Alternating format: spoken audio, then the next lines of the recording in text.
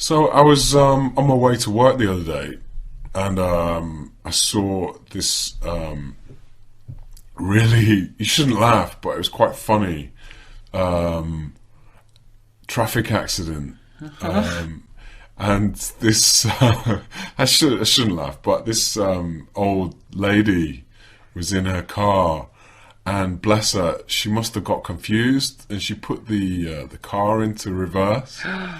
And when she meant to like put the car in forward gear, Yeah. and she drove like straight into the person behind Oh her no. and smashed up the car behind her. I mean, it was an innocent mistake, but it could happen to any of us. But it was a bit sort of calamitous, really. How about you? Have you had any car accidents or? Not like that. I've been in a car. I was a passenger in a car accident. When I was about 17, my boyfriend at the time was driving too fast and on a country road with the national speed limit, so he was going pretty fast, and then we were pulling into a small village, so he had to slow right down. The roads were very, very wet. It was dark. He came up over a small hill and there was a big Jeep suddenly waiting to turn right, and he stamped on the brakes and skidded right into the back of it. So his little car just got demolished by this Jeep. We were okay. He hit his head off the steering wheel, and I think I had seatbelt pain from where the seatbelt was. But yeah, the car was a write-off, but we were okay. Wow, thank goodness for that. Sounds like it's pretty horrific. No, it was okay. Yeah. It taught him to, I guess, be a better driver. He was driving too fast on slippery and dark conditions. So Yeah. I guess when you're at that age, you almost feel like you're untouchable. Nothing can stop you. So sometimes you need those sorts of experiences to kind of make you realize that, don't be a boy racer. don't be a boy racer, and it could be taken away from you. Your life could be taken away from you very easily. Yeah. It's pretty. Yeah, we were really lucky for sure. So you were 12 when you came to Canada. That's right. Do you remember anything that was either really similar or really different from how teachers taught or from the classroom experience? Were they more or less the same, or were they shockingly different? Actually, I think they were different in a lot of ways. For some reason, I had finished my grade 6, which is like primary 6, they called it in Nigeria, which is the end of high school. No, sorry, the end of elementary school in Nigeria. So when I came to Canada, they put me into grade 7, thinking it's the next level. But my level was higher, so they put me into grade 8 after that. So I got to skip a grade, which is really great. But I remember in terms of the way of thinking, in my English literature class, we had a composition, and we had to finish a story. And it was like, suddenly something appeared in the sky. What is it? And all my classmates wrote, it's a UFO. For me, I'd never heard of a UFO. So they were like, it's a UFO. It like makes somebody disappear. It picked up somebody, and one of their classmates, another person disappears. But my essay, I'm like, it was just weird. I had a totally different way of thinking and processing things. And that really surprised my teachers. Because when they wrote my composition, they compared it to the rest of the class, to my classmates, and they were like, wow, this is interesting that you're all the same age and we're all speaking the same language, but the way we view things is very different. And I guess to me as well was my first exposure to cultural differences. And then after that, many years later, coming to Japan and being different again in a different setting, it made me think back to that time thinking, wow, you can't always expect same things. Like, differences come in weird places sometimes. I see. So, yeah, that's one thing I remember. But a lot of things were the same, but the same. Yeah, different. So, Abhidhammi, just in terms of sort of the simple things in life, when you came to Canada, were there any foods or drinks that you were particularly fond of right away or thought were particularly strange? Very good question. Food, a lot of food was all right right off the bat. Like, we didn't have any difficulties with that. But one thing I do remember was nacho chips. Ah. We were not used to cheese, the taste of cheese. So my sisters and I, what we would do is we would buy nacho chips, like Doritos. I don't know if everyone knows that. And we would wash it because the cheesy taste was strange. So we would wash it before eating it, and then we would eat it. And I had some friends who would just stare at us like, what's the point? Why would you buy that flavor of chips? That's the whole point, to taste that. But we're like, no, we can't eat this. But eventually now, I love Doritos. I've grown accustomed to the taste. You probably made it healthier, though. That's true. So, Abhidhammi, you were born in Nigeria, but you moved to Canada and did most of your schooling in Canada. That's right. Can you tell me a little bit about what the transition was like coming from Nigeria to Canada and doing a Canadian education system? Sure. For me, it was an interesting experience. Both great and at the same time, I don't want to say traumatic, but very different in terms of lifestyle. Since I was very young, I had loved traveling. I wanted to travel. So when my family decided to make the move to Canada, I was really excited. But I have to say I wasn't really prepared. I had no idea. Where is Canada, America, England? They were all the same to me at that age. So when we moved, and my dad had initially made the move, he went ahead of us. He got a job. He found a place for us to live. And then I arrived with my mom and my other sisters. There were 5 girls. And we arrived at the airport. And my first memory is looking out mid-December in Montreal. We arrived at Montreal airport and looking out and seeing this white thing covering the ground and thinking, what is that? Why is it so white? And I remember saying to my dad as he drove up to drive us home, let's play in that. I want to play in that. What is that? So that was my first memory of Canada, of the snow. And it was fun. It was great arriving in December, but at the same time it was very cold. Personally, I'm not somebody that likes the cold too much, but having the warmth of my family in the midst of that cold made it worth it. It was awesome. And then at school, making the transition was a little harder. At that time, the school we went to, there were not a lot of minorities. So I think some of the teachers and some of the students weren't sure how to get accustomed to us, and we weren't sure what to expect either. But everyone tried their best, and we flourished. And I went on to high school and then did university. And one of the things was having my teachers, like we were talking about before, recognize the potential in me and my sisters and really encouraging us, and being with my classmates and making friends and having fun with them. And during that time, it was the late 90s, and there were a lot of transitions going on in other parts of the world. So people from different countries, like I remember we had a lot of people from Bosnia because of the war coming to my high school, and from other parts of the world, like from Asia. So it was a really multicultural school, high school that I went to.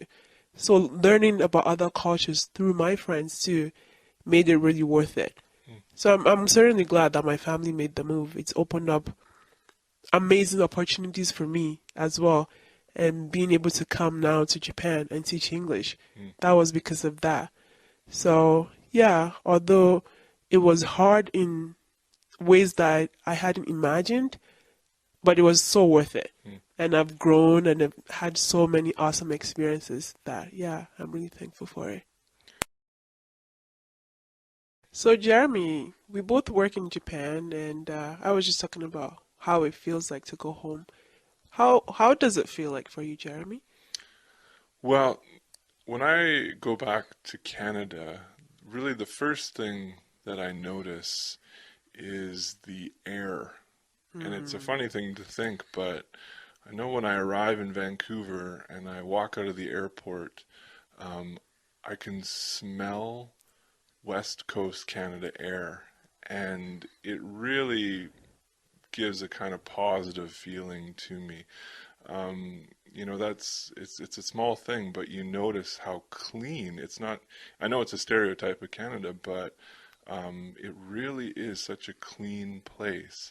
And also Vancouver, you have the smell of the ocean, and you have the mountains right there. So that's the first thing that I always notice. But when I go back and I visit my parents, it takes me about 10 minutes to get used to where I am being back home.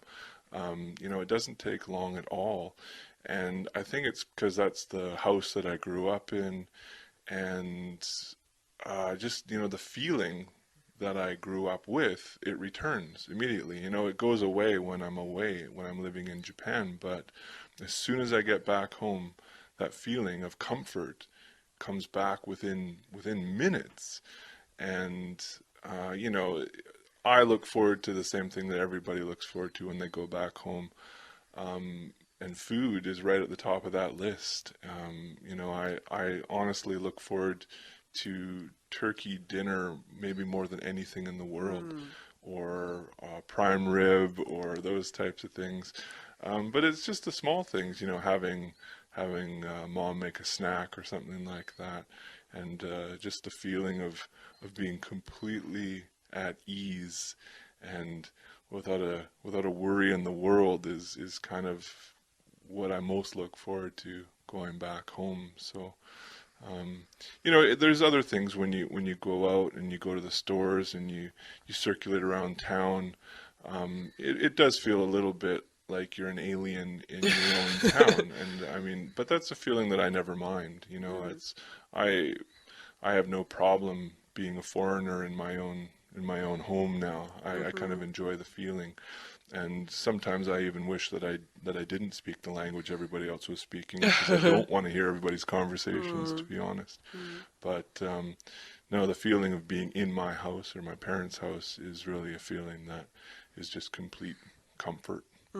How often do you get to go back home now? Well, just because of the cost, I can probably only go back once a year.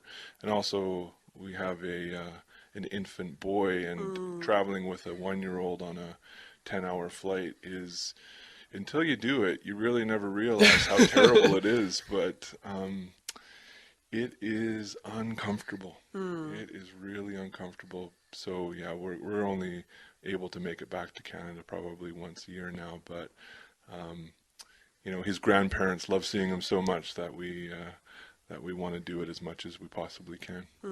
I guess the fact that you can't go as often as you would like makes it even much more worthwhile when you do get to go. It's true, yeah. Just the expense and the time that we have to put in while you're there, you basically savor every second. You don't want to sleep. You just want to enjoy it. So yeah, it's a pretty special experience going back home now. That's awesome. Hi, haven't we met before? You look so familiar. Yeah, we met on campus last week, and you asked me the same question. Oh, really? I'm sorry, but I'm really terrible with names. But let me guess. It's Sherry, right? No, but you got the first letter right. I know. It's on the tip of my tongue. Wait, Sandy, Susan. Nope. So I was that memorable? Wait. It's Sharon. You got it, and only on the 4th try. So, well, Sharon, how are you? Not bad. And what was your name? It's Ben, but everyone calls me BJ. And what do you do? Sharon. I'm a graduate student, majoring in TESOL. Tessa, what's that? It stands for Teaching English as a Second Language. I want to teach English to non-native speakers overseas. Oh, yeah, I'm pretty good at that English grammar, verbs and adjectives. And, hey, that sounds really exciting. And do you need some type of specific degree or experience to do that? I mean, could I do something like that? Well, most employers overseas are looking for someone who has at least a bachelor's degree and 1 or 2 years of experience. Oh. And what do you do? Are you a student on campus? Yeah, but I guess I'm mulling over the idea of going into accounting or international business, but I guess I'm leaning now towards a degree in marketing. Well, I have to run. I have a class in 10 minutes. Oh, okay. And by the way, there's this dance on campus at the Student Center tonight, and I was wondering if you'd, like to come along. Oh, really? Well, perhaps. Okay, well, bye. Hello, and thank you for calling Computer Technical Support. Yes, I have a problem. Your call is important to us, and we will answer your call in the order that it was received. You are number 47. in the queue. Your approximate waiting time is 47. minutes. Jason speaking. How can I help you? Oh, I'm saved. I thought I was going to have to wait all day. Okay, what's the problem? Yeah, well, I bought one of your laptop computers about 3 weeks ago, but it just isn't running right. Okay, well, sorry to say, but your computer is no longer under warranty. What? It ran out yesterday. What? A 3-week warranty? Yeah, great, isn't it? Oh. Okay, what seems to be the problem? Well, first of all, the thing always freezes and Yeah. has crashed a zillion times. Always. Sir? And I think the computer's infected with spyware and the big banana Trojan virus. That's normal. my biggest... That's normal. That's my biggest concern. Sir?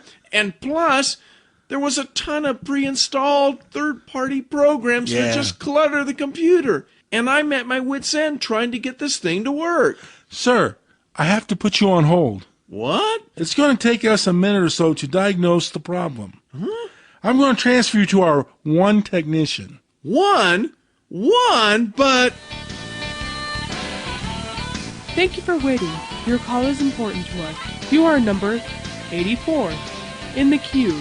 Your approximate waiting time is 2 hours, 17 minutes, or whenever we get around to answering your call. Does this experience sound familiar?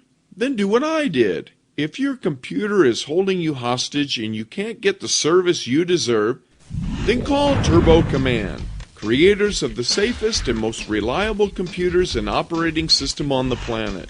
Listen, while the competition is spending all of their time trying to imitate our computer's performance and features, our company is innovating the computer industry. So why buy a computer that hiccups every time you turn it on, when you can be the owner of the sleekest and friendliest machine ever? Call us today or visit our website for more information and let us introduce you to the ultimate computer experience. So, Susan, do you have anything planned for this Saturday? I'm kind of busy. Why do you ask?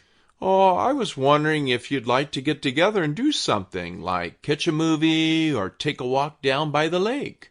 I'd love to, but I'm really going to be busy all day on Saturday. What do you have going on that day?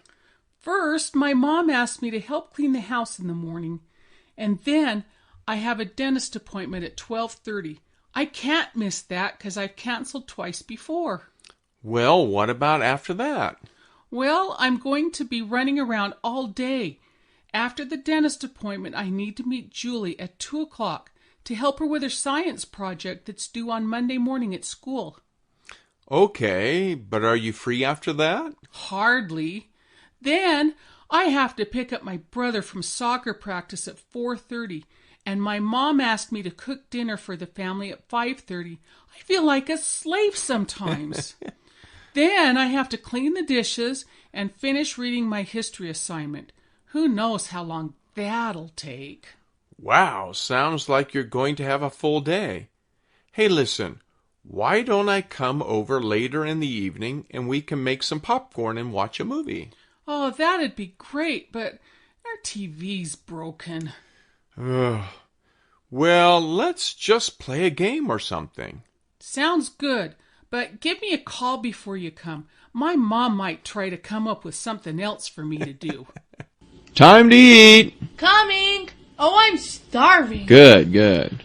Oh, yuck! What's that? Ah, now don't complain. But what is it? And where's Mom? Now, Mom put me in charge of dinner because she's not feeling well tonight. But what is it? And that smell. It's pizza. I just followed an old family recipe here and... Let me see that. Oh, Dad! What? You're missing the page. Well, I couldn't find the second page of the recipe, but don't worry. I have plenty of experience around the house, plenty of experience cooking. That's not what Mom said. Well, wait. Here, let me try a piece first. Here, let me cool this off. Okay. Ooh, yeah. Ooh, this is great stuff. Yeah, right. Why are you making that face? Well, it's just a little rich for me, that's all. Let me try it, Dad. Dad, you put a little too much salt in it. And besides, it's burned. Well, and what's that? well, that's just part of my own adaptation of the recipe. I added some pumpkin. Oh, not another one of your surprises! Pumpkin doesn't go on pizza! Well, okay, so what? What do we do now? Well, how about some cold cereal? You can't mess up on that, Dad. So, Jeremy, you mentioned earlier that you've been back to Canada with your baby. How was that experience? Well, I mean, until you fly with a toddler, you really never get to appreciate all of those times that you flew across the ocean, watching movies or reading magazines or just sleeping on the flight, because those days are over. Wow. I mean, it's not that bad, but when you're on the plane, you say never again. I remember about halfway into a 10-hour trans-Pacific flight, I thought, well, I can maybe do this every 3 years, but not more than once a year for sure. I mean, first of all, our boy was bigger than most children for his age, so he was about 1 year old, and they have these bassinets that you're allowed to put your child in, and the baby will hopefully sleep for a while. So the stewardess sets up the bassinet. We're all ready to put him in there. And then she says, how old is he? And he was 12 kilos, and this was for 11.5 maximum. Oh, and they wouldn't let us put him in there. Oh. So they had to take the whole thing apart, and basically we had to find some way to have him sleep on our laps for the next 9 hours. So, I mean, 1-year-olds like to crawl around, they like to scream, they like to cry. Other people on the flight don't like that so much. So, it's basically every minute of silence you just savor and just pray that this will keep going, and it never does. But once he falls asleep and the plane's quiet and they turn off the lights, then it's okay. But it's too long. It's too long for a 1-year-old. So I can maybe manage it once a year, but that's about it.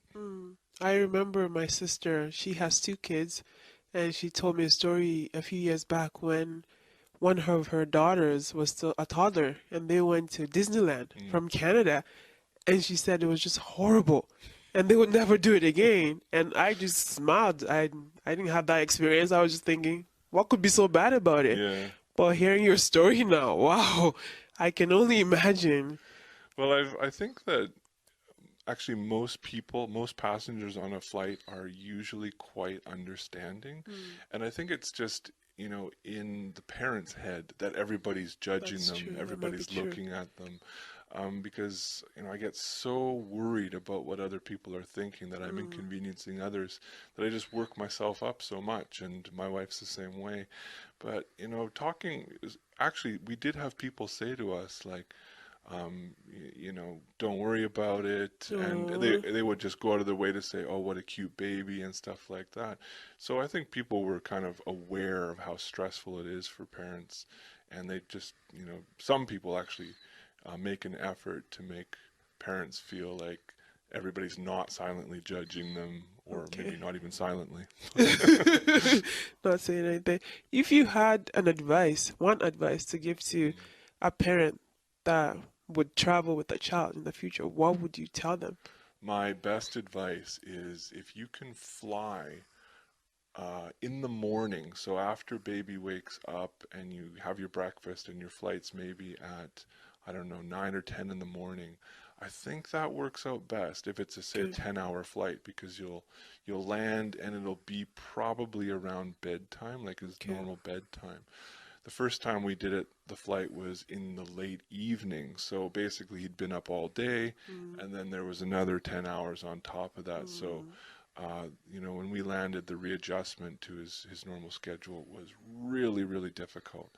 But when we flew in the morning, and it was a 10-hour flight, when we landed, he just basically went to sleep like a normal schedule. So that's a small thing, but it really makes a big difference. Thank you. Okay.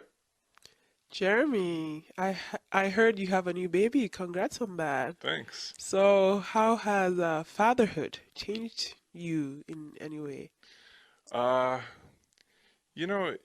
It's changed me probably in every way. When you think of how your life is different, it's basically from when you wake up until, well, you eventually get to go to sleep. Everything is different. But everything about it is positive. Even things that you'd think would annoy you actually aren't really that annoying. Like having a toddler come and wake you up at 6 o'clock in the morning when you've got a cold and you've taken a bunch of sleeping medication the night before, like which happened in this morning. And even that, having a toddler wake you up and just looking at you and laughing, it's awesome. It really is awesome. So, I always kind of worried before when I was thinking about having a kid, about all these things. Oh, I can't go out at night, or I'm going to have to wake up so early in the morning, and I'm going to be woken up in the middle of the night by a screaming child. All of that stuff really doesn't bother me. It just, it's part of the experience. And yeah, sometimes maybe I'd like to sleep a little bit longer, but yeah, waking up and then having a little guy sit on my lap while he plays with the remote control and changes channels over and over again. I mean, that's somehow a very, very enjoyable experience. But it's you get to see a little person change every day and start figuring things out. And of course, every parent thinks that their child is the smartest child in the world, because he can turn off and on the light switch, but it's those types of things that you just marvel at. So, I can say, like most people, that it's everything about it is very positive, but it's often just the really, really small things that make you appreciate this little wonder.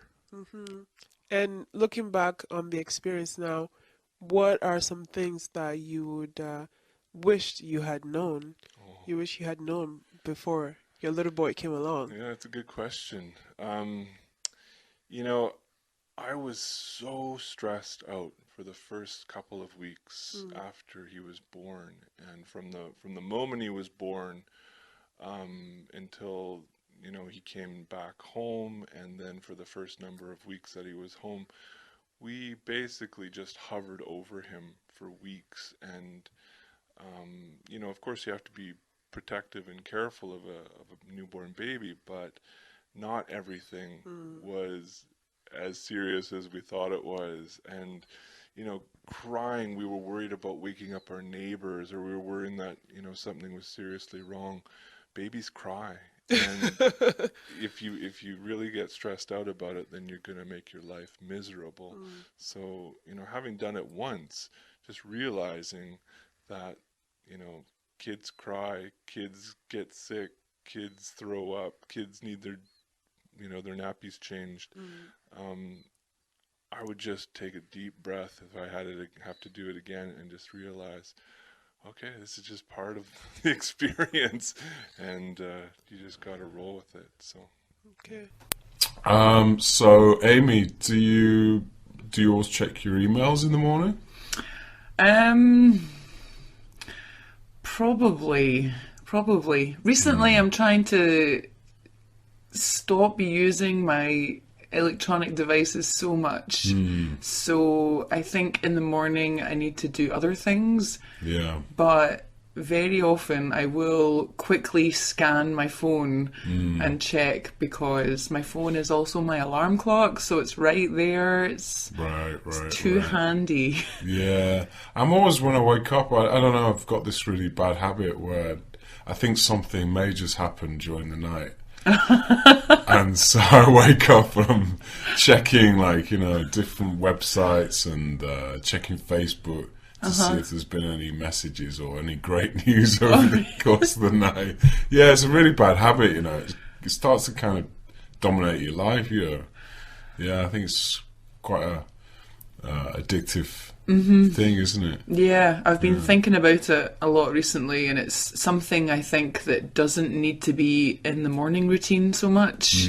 It's good to just get your head ready before your head and your body ready before you start thinking about checking emails and stuff. I agree. I heard there was a piece of advice, I can't remember where I heard it from, but it was just to check your email twice a day. You don't need to do more than that. Check once in the morning, once in the evening. That's it. Check your, news websites maybe twice a day, rather than, every 30 minutes or something.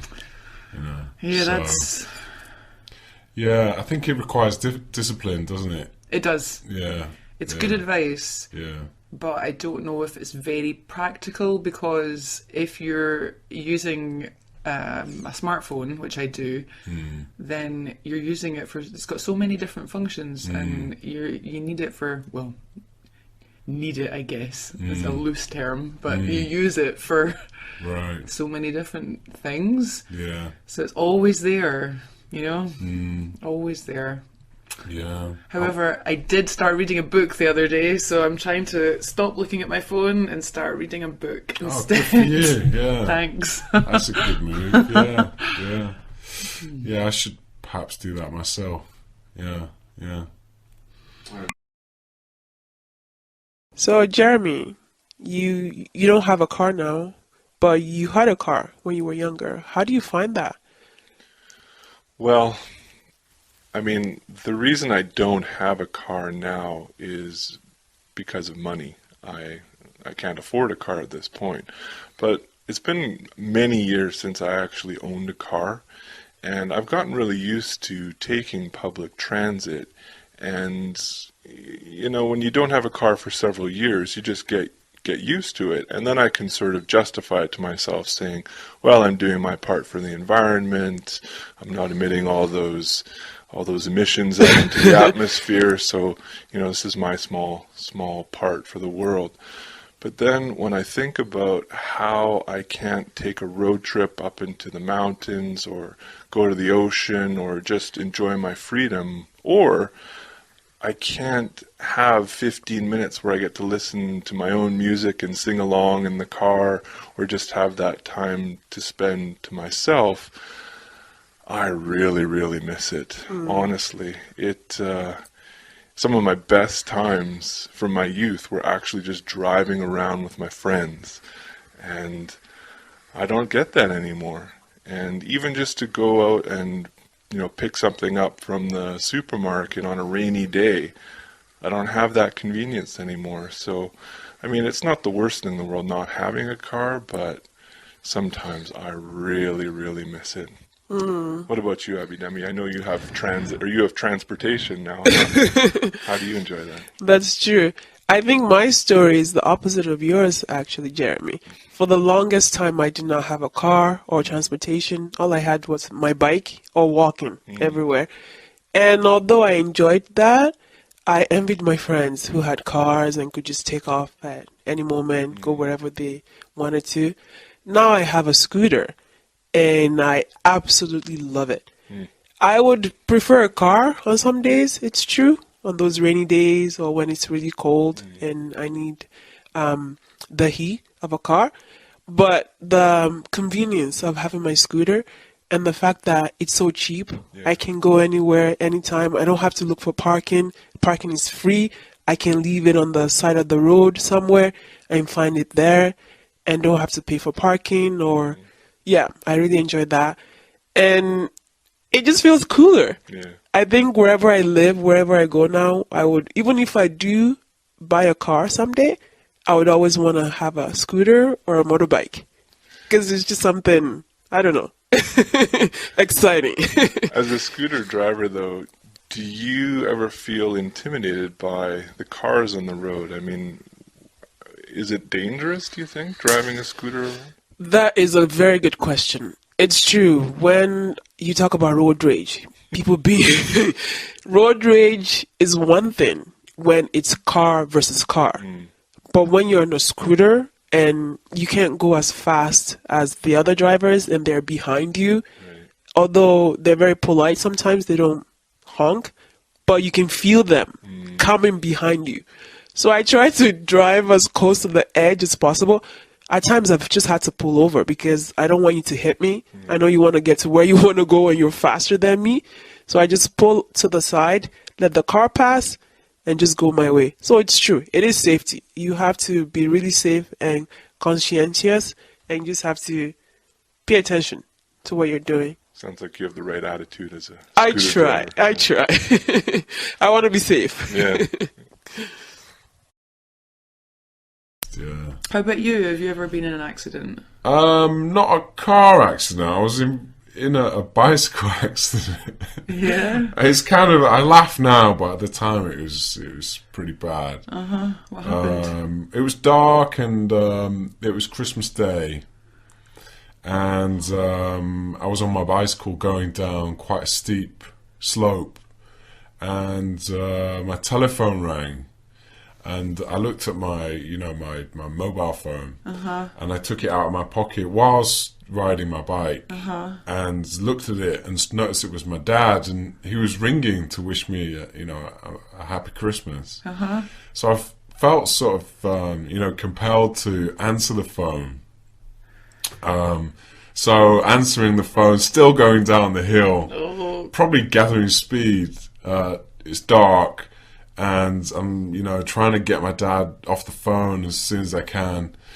And before I knew it, I drove straight into the back of a parked black car. Oh, no. I saw at the very last minute, So I hit the back of it and my body slammed into the ground.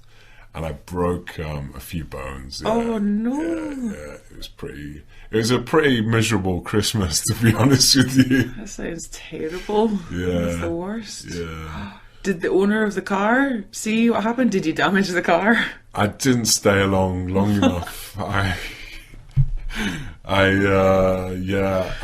got out of there And went to the hospital. pretty quickly. No, I was a bit stubborn. I don't know why. It was the worst night's sleep I've ever had. But I didn't go. I didn't go to the hospital until the next day. What bones did you break? Broke my collarbone, the clavicle. Oh, nightmare. And I broke a few ribs. Oh, no, ribs, that's the worst because they Yeah. can't do anything for it. They just send you on your way and you just have to cough in pain. Oh, no. Yeah. But it could have been a lot worse, That's true. Yeah, I could have broken my neck.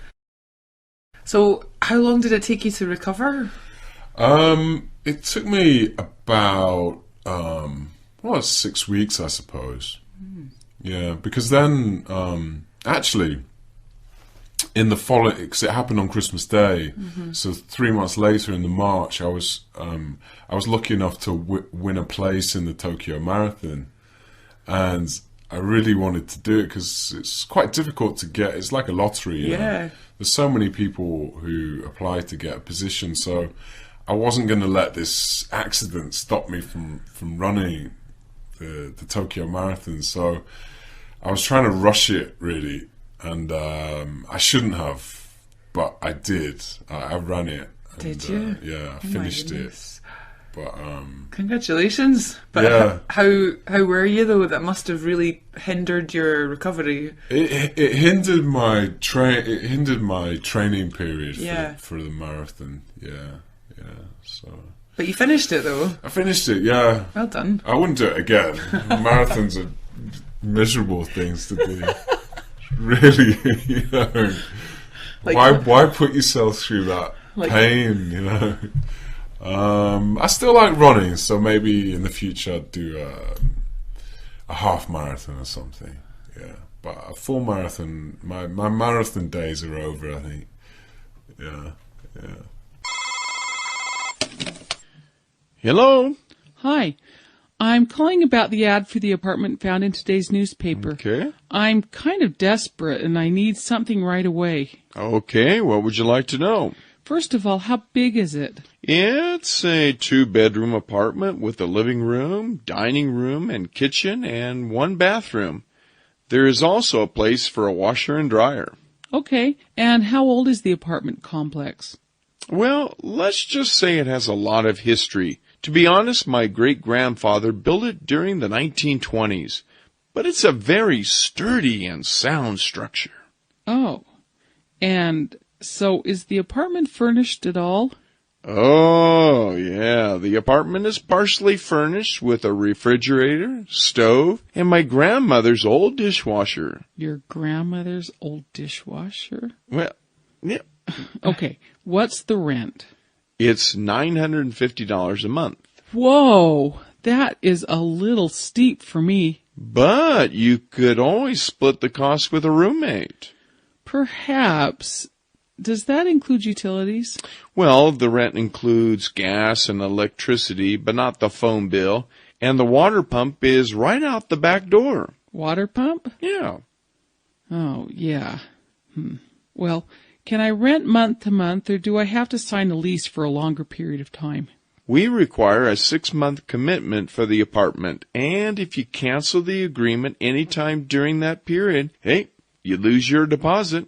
Oh, and how much is the deposit? It's $400, and of course this money is used to repair damage or general wear and tear on our apartment, like the leaks in the old roof from last year's snowstorm. Man, that was ugly. Plaster falling down from the ceiling, and I didn't even know there was a rat's nest up there, but we got that taken care of. A what? Oh. Do I get my deposit back after I move out? That's assuming I even move in. Generally speaking, we return the deposit minus a small fee for, cleaning the apartment for the next tenant. But if you trash the place, then don't expect to get anything back. Okay. Oh, how close is the apartment to the university campus? It's about 8 blocks from campus, but you can catch a number of buses right out in front. Oh, so then if there's a busy road out front, is it noisy? Well, there are always trade-offs. It's a little noisy with the road outside and the airport behind you, but the place is really convenient because there's a supermarket and shopping center right across the street. Just keep the windows closed and a pair of earplugs handy, and you'll be fine. Okay. And one last question. Are there parking spaces for tenants? Yeah, the apartment has 2 covered parking spaces, which are really convenient during certain times of the year. I don't know. Is it possible for me to drop by and visit the apartment tomorrow morning? Sure, but just remember we rent the apartment on a first-come, first-served basis, so there's no guarantee it'll still be available then. Okay, thanks. And where exactly is the apartment located? It's 1 block west of the wastewater treatment plant. Oh. Are pets allowed?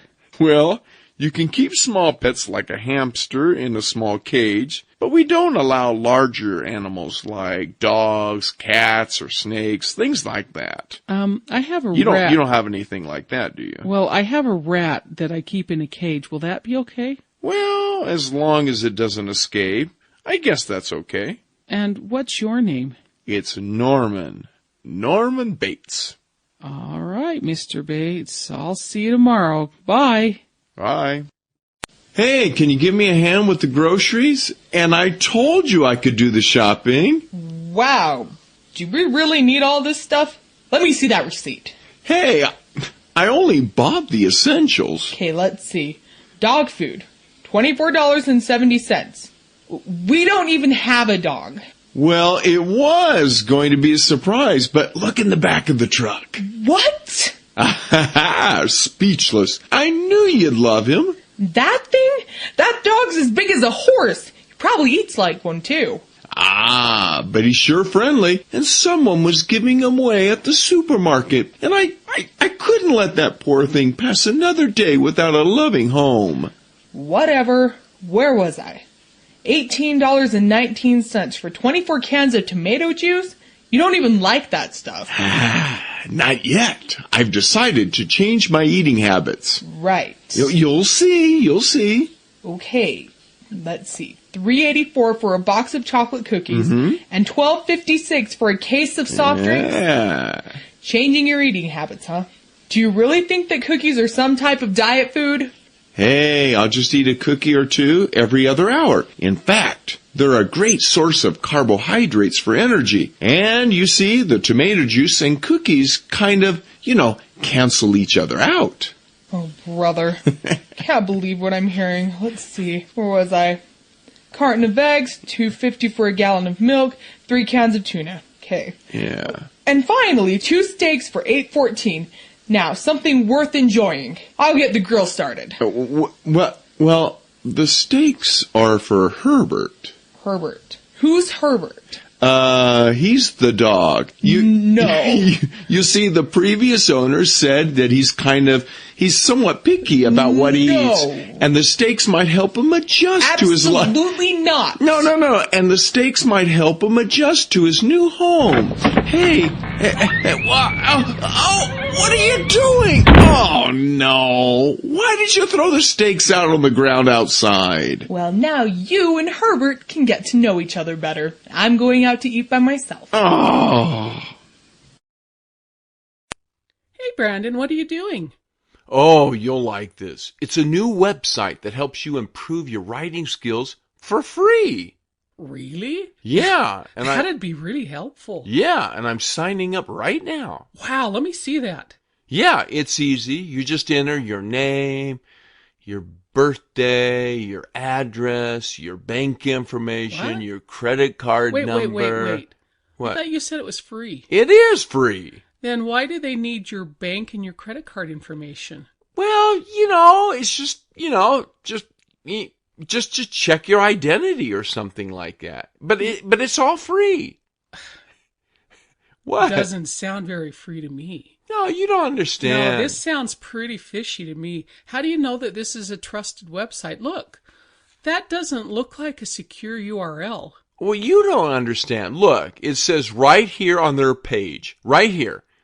Our goal is help you learn. Trusting us, we knows how to help you in 15 days or below. What? What? That's terrible English. Who wrote this? What country are they in? You need to help them with their English. I mean, this is a sure sign that they're trying to probably steal your personal information and your identity. No. And look, here is a picture of some of their staff, and they look honest. Hey, you are so gullible. Hey, what are you doing? I'm shutting down your computer. I can't watch my own brother fall for a scam like this. Oh, you just don't understand. Hey, Phil, have you ever been to a Japanese public bath? I hear it's quite an experience. Yes, and what an experience. What do you mean? Well, it's nothing like visiting a swimming pool in the States. Well, what do you do when you go to a public bath? First, you take off your shoes before you enter. Okay. Then you pay an entrance fee to the man or woman at the front counter. Next, you get undressed in the dressing room, and I was very surprised and a little embarrassed to see that the woman who took my money was sitting on a platform where she had a clear view of the men's side of the dressing room. Really? This allows the workers to keep an eye on the patron's belongings while they're in the bath. Wow. And do you wear a bathing suit or something? Oh no, you don't wear anything. Then you go into the main bathing area and wash your body while sitting on a small stool about 40 centimeters high. On a stool? Yeah. It was really hard getting used to bathing in that position. Sometimes even people wash each other's backs. Oh, really? So what do you do after that? Well, after you've rinsed off all the soap, they usually have 2 or 3 large baths where you can soak for a while. Do you actually share the bath with other people? Yeah. Traditionally, the bath played an important role in the community. It gave neighbors an opportunity to socialize while bathing. Huh. Interesting. When you're all done bathing, people relax in the dressing room by watching TV, drinking tea or juice, or talking to friends. It's quite an experience. Hi, sis. I just came over to drop off the DVDs you wanted, and... Hey, wow. Where did you get all this stuff? I bought it.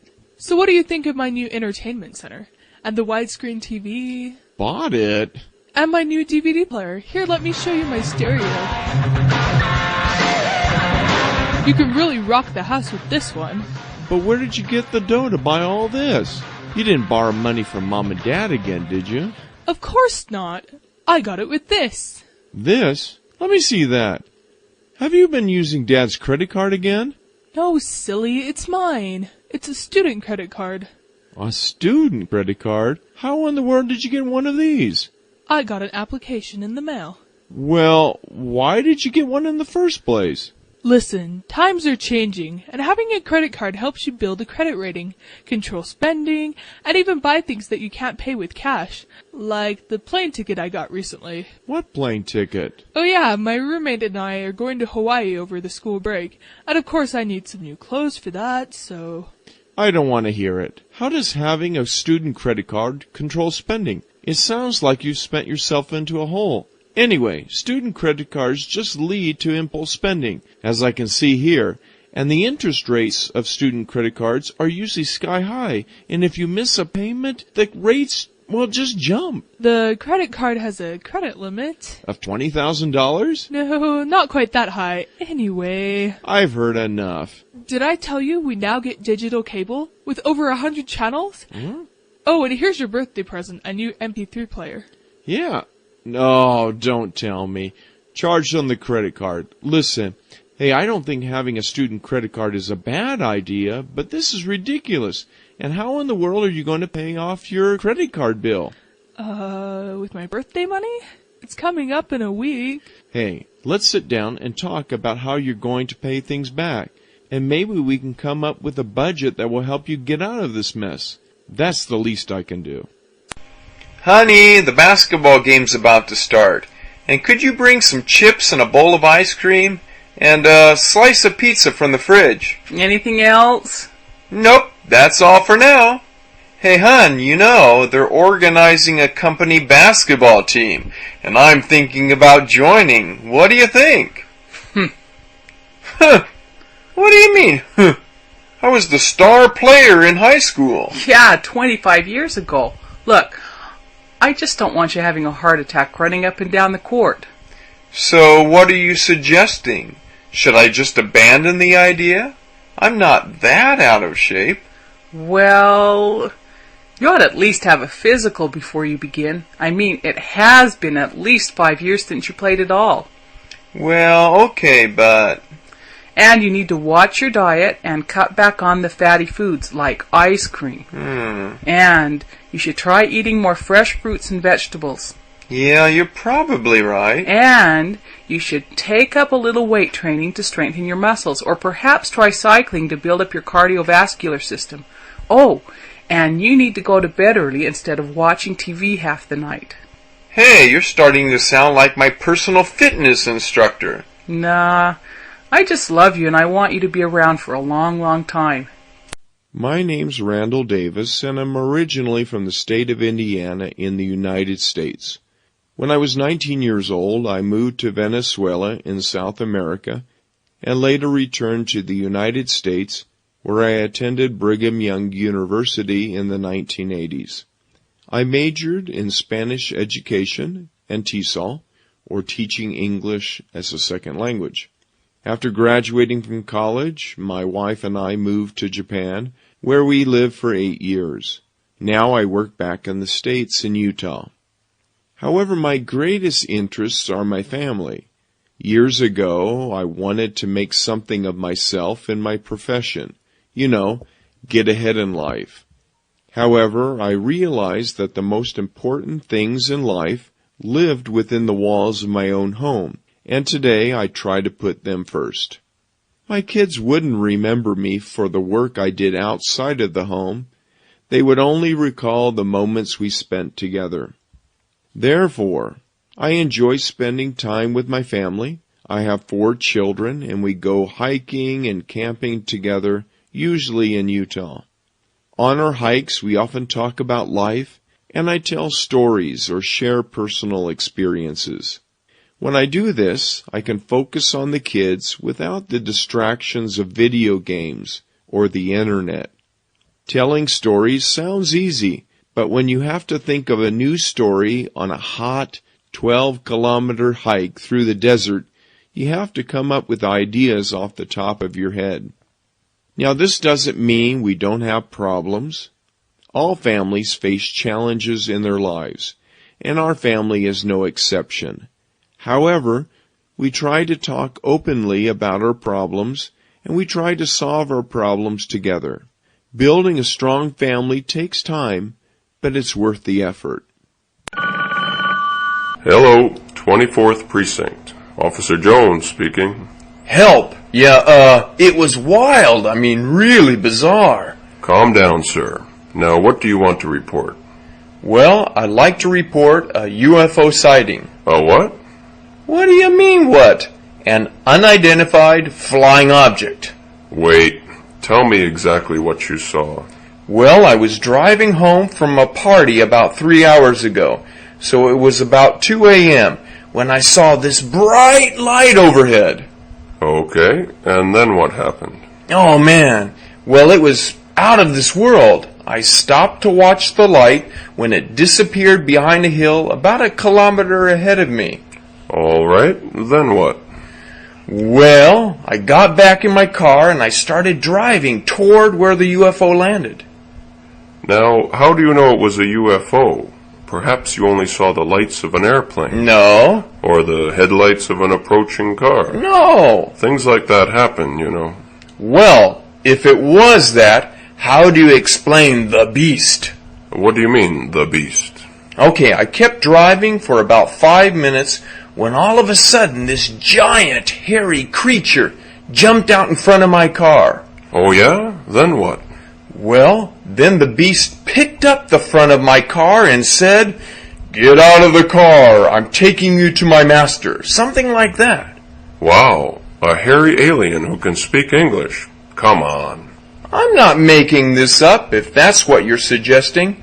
Then, when I didn't get out of my car, the beast opened the car door, carried me on his shoulders to this round-shaped flying saucer, and well, that's when I woke up alongside the road. The beast must have knocked me out and left me there. Well, that's the best story I've heard all night, sir. Now, have you been taking any medication, drugs, or alcohol in the last 24 hours? You mentioned you went to a party. What? Well, I did have a few beers, but I'm telling the truth. Okay. We have a great therapist that deals with these kind of cases. I'm not crazy. Well, we'll look into your story. Thank you.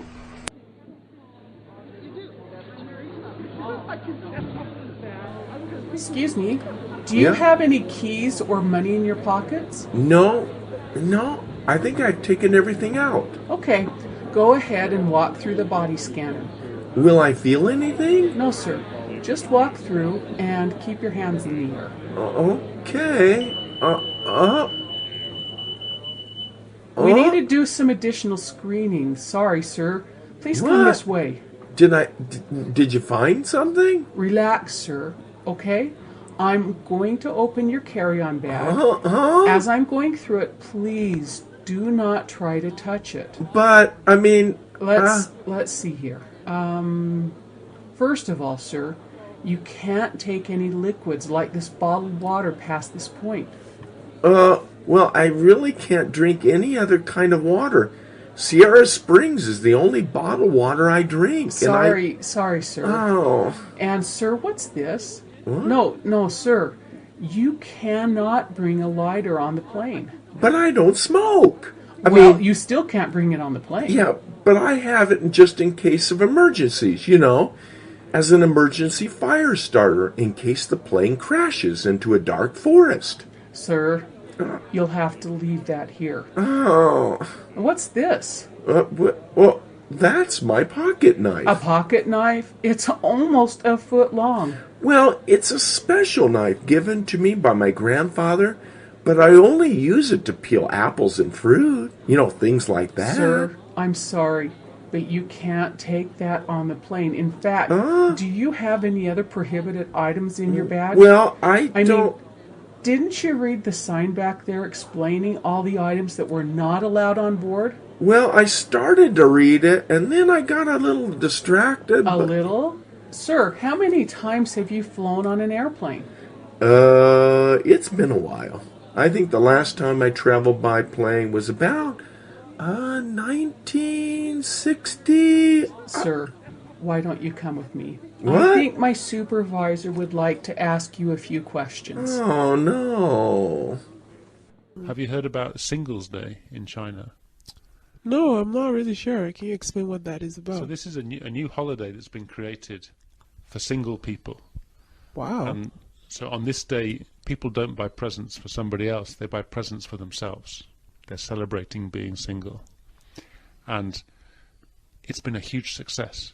Wow. Like the internet sales have just gone through the roof. Huh. So I guess companies just look for a time of year where there's maybe no holiday at the moment and try to create a new holiday. That's true. And sell more goods. That's an interesting idea. It sounds like something you would do normally anyway, right? Right. We always shop for ourselves, so, but wow. I heard actually that Mother's Day was, this might be an urban myth, but it was created by the Hallmark card company in America because there was a gap in the year where people weren't buying cards. Huh. And so they created this Mother's Day. Everyone's got a mother. That's true. And if they create this Mother's Day, everyone's going to feel obliged to buy a card for their mother. That's true. And now it's because, I don't know if it's true, but that's what it is. But I say it's true because I think it's a huge hit in a lot of countries, actually. Yeah. And it's spreading more and more to different countries every year. Yeah. So these companies are definitely onto something. Yeah. They know what they're doing. Right. Right? So what should we do? I can't boycott Christmas because I love Christmas too much. But maybe we could boycott some of these other days. Maybe. Or just celebrate it in a way that's less commercialized. I guess we don't always have to buy big things. What about quality time? Yeah. Spending time with family, with friends, and just appreciating them in different ways than what we would think of just shopping or gifts and presents. Yeah, that material sounds like things. Yeah. Nice idea. Yeah, I think so. Will save us some money, definitely. Yeah. Right? So, Rory, do you think holidays these days, do you think they're too commercial? What do you think? I mean, they are really commercial, aren't they? Like Christmas, especially.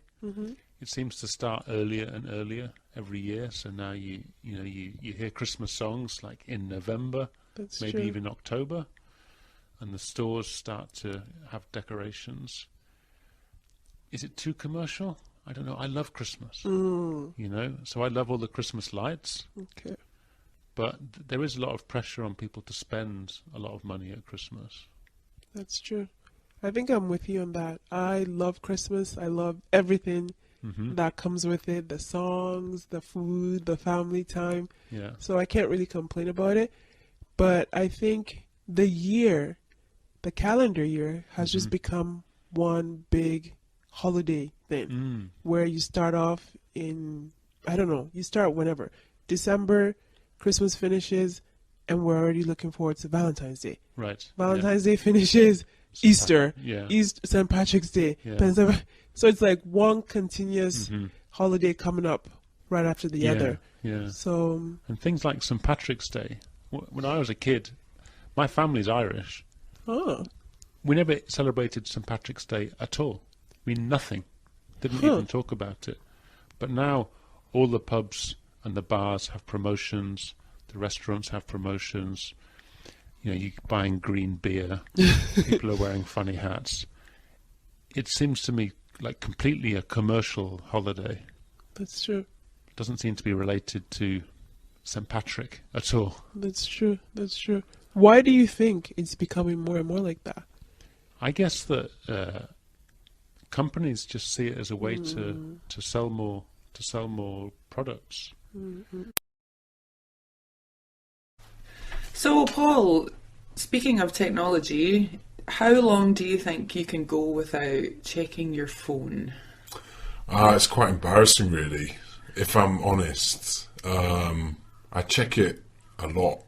I really do. Really? I'm always having a look at Facebook, my emails. I'm looking at the football news online. Yeah, I mean, it's not something I'm proud about, but it's something that, it's quite a big part of my life, I think. If you left the house and you had forgotten your phone, would you feel something really missing? I did actually. I forgot my.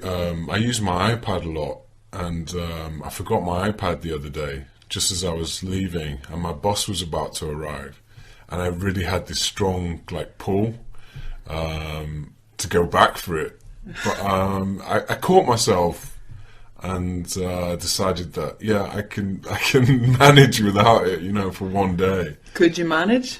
Yeah, I did. I didn't even think about it actually. It was just that that sort of momentary pull where I thought I needed it. Yeah.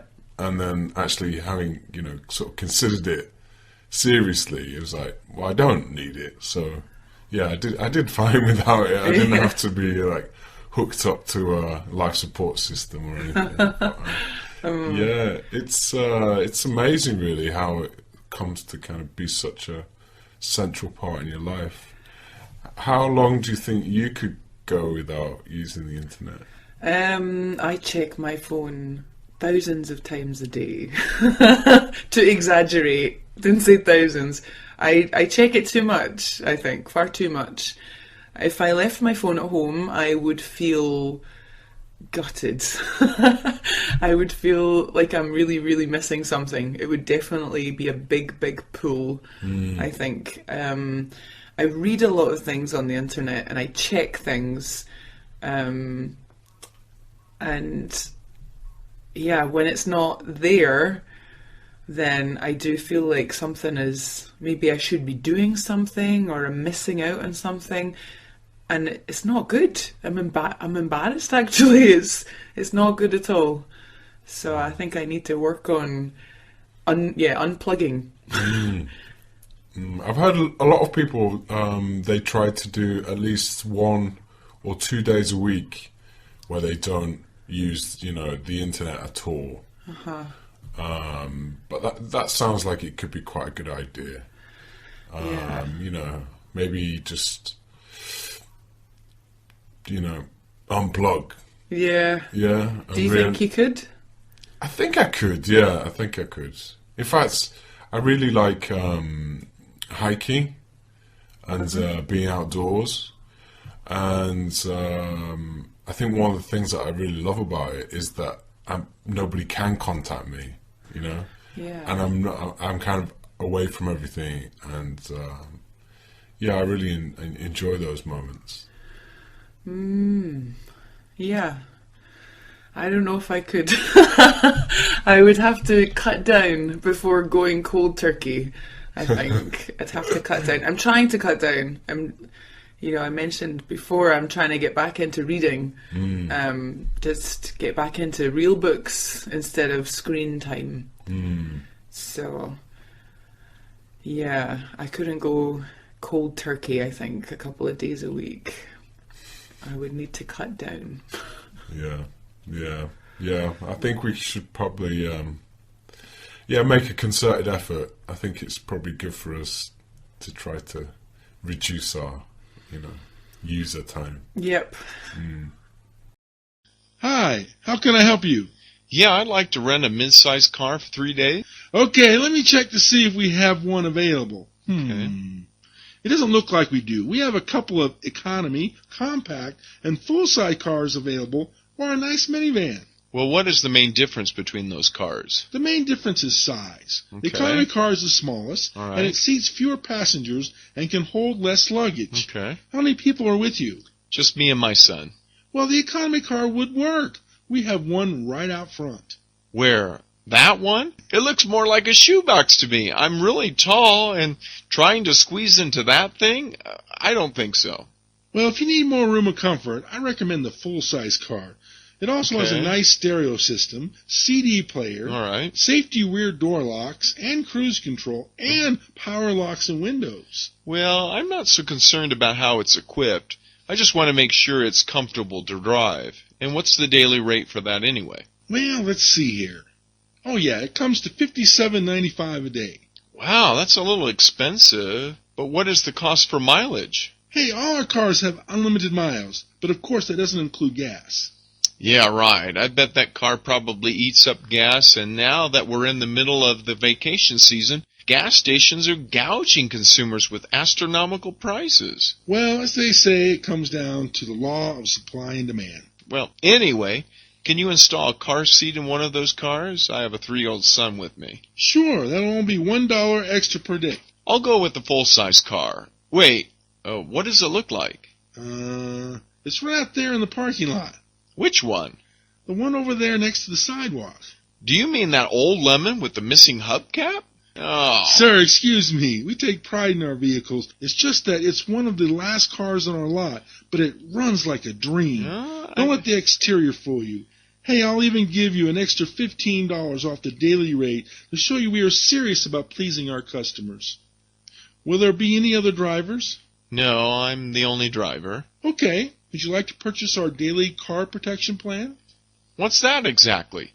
Well, the car protection plan is a complete insurance package covering damage to the vehicle, injury or loss of life to you or your passengers, and even includes incidental road damage caused by, let's say, a huge boulder rolling down the mountain and crushing your car. Well. However, it won't cover loss of property due to theft. Too much crime in the area anyway. What about this crime? What? Don't worry about it. And the car protection plan is only $17.95 per day. But you were saying? And the nicest thing about this coverage is that you can rent the car without worry and hassle making a complicated claim in case you have a problem. But wouldn't my own car insurance cover those problems? It might. Each insurance policy is different. With our car protection plan, however, you deal directly with us in case there's a problem. And we handle everything quickly. And you don't have to contact your own insurance company. Okay, let me confirm this.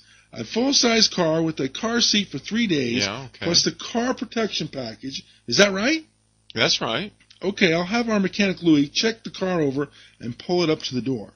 Push it up to the door? I hope this car really runs. Well, in case it does break down on some out-of-the-way, deserted road, just call the toll-free number for assistance. They'll come to assist you within 2 business days. Enjoy your trip. 2 business days?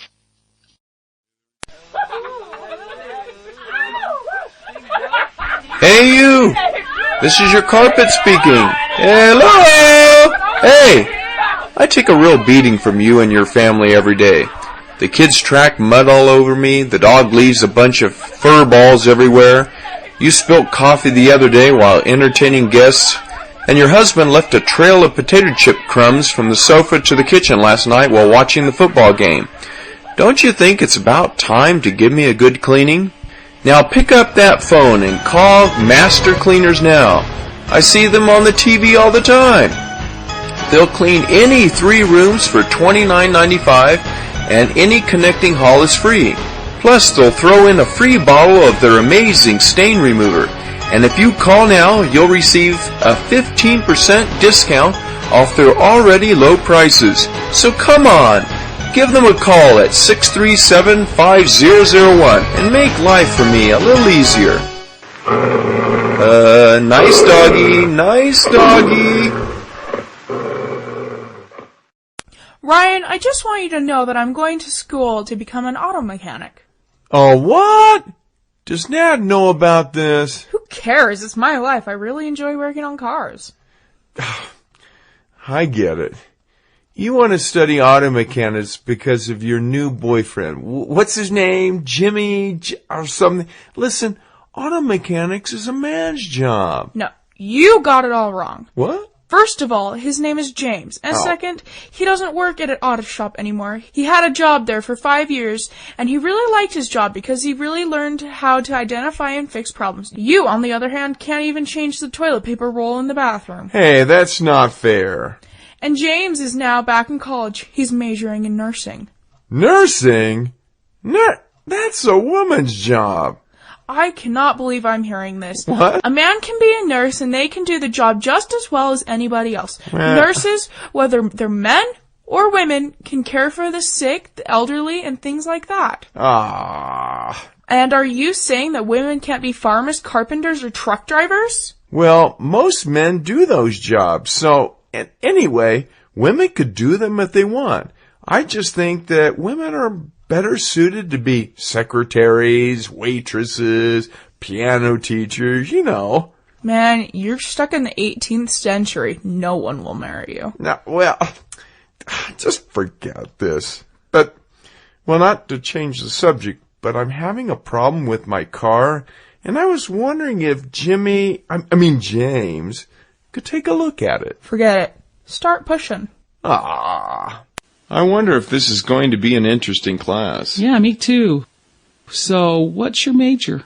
Well, I've been batting around the idea of going into business, but I haven't decided yet, and my dad keeps telling me I have to choose a major, but I'm undeclared at the moment. That's what happened to me my freshman year.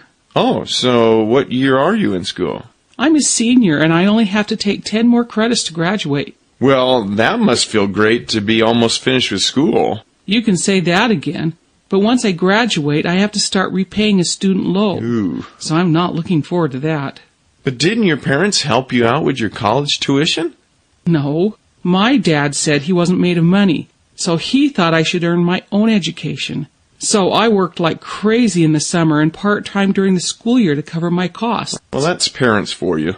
And I received some financial aid and a scholarship one year, which really saved me. Oh, that's nice. But this past year, school has been more demanding, so I haven't been able to work as much. Well, at least you can see the light at the end of the tunnel.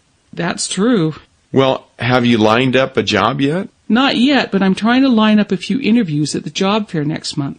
Well, at least you have some ideas on your future. I'm taking a business class right now, and the teacher always lectures us by saying that life is difficult, and we should prepare for our futures by setting realistic goals. And the only place that success comes before work is in the dictionary.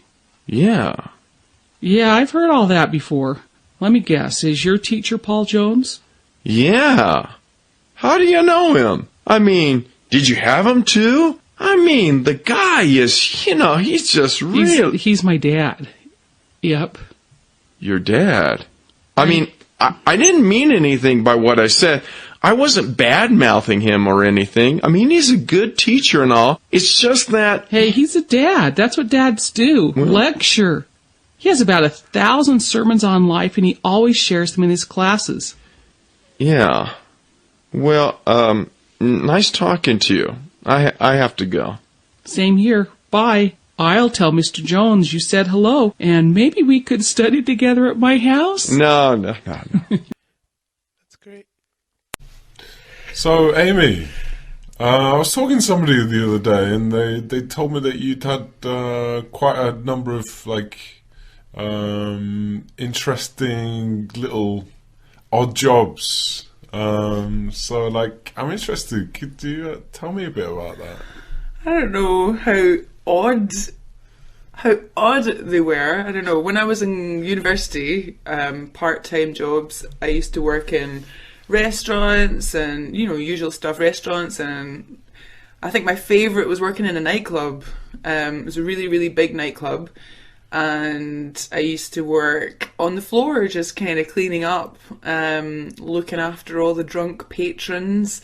And on my first night there, it was actually one of my favourite DJs was on, so that was great.